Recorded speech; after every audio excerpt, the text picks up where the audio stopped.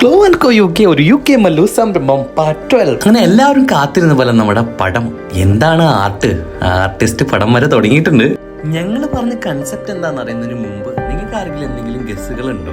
എന്റെ നീ കമന്റ് ചെയ്യട്ടോ. നമ്മുടെ കോൾച്ചസ്റ്റർ സിറ്റിന്റെ കുറച്ച് ഐഡന്റിറ്റിയും അതേപോലെ കുറച്ച് ഫുഡിന്റെ സ്റ്റൈലുകളും വെച്ചിട്ടാണ് നമ്മൾ പടം ഉദ്ദേശിച്ചത് കേട്ടോ. ശരിക്കും ആർട്ട് എന്ന് പറയുന്നത് വലിയൊരു സംഭവമാണ് ശരിക്കും ഞങ്ങൾക്ക് മനസ്സിലായിട്ടോ.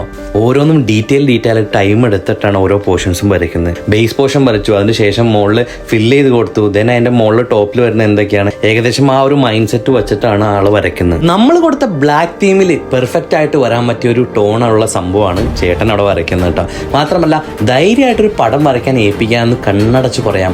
എഴുതാനും വരയ്ക്കാനും ഷീൻ ചേട്ടൻ ഒരു രക്ഷയില്ല, അടിപൊളിയാണ്. പിന്നെ എല്ലാവരും ശ്രദ്ധിക്കേണ്ടത് നമ്മുടെ ബഡ്ജറ്റിന് ഒതുങ്ങിയ ഒരു ടൈപ്പ് ഓഫ് ഒരു ആർട്ടാണ് നമ്മൾ വരപ്പിക്കുന്നത്. നിങ്ങൾക്ക് ഏത് രീതിയിലും വരപ്പിക്കാം, എന്ത് വെറൈറ്റിയിലും വരപ്പിക്കാം. ഫണ്ട് അതിനനുസരിച്ച് കൂടും. അപ്പോൾ എല്ലാവരും എക്സൈറ്റഡ് അല്ലേ നെക്സ്റ്റ് പാർട്ട് ഫിനിഷിംഗ് പോയിന്റ് കാണാൻ വേണ്ടി? Wait and see for part 13.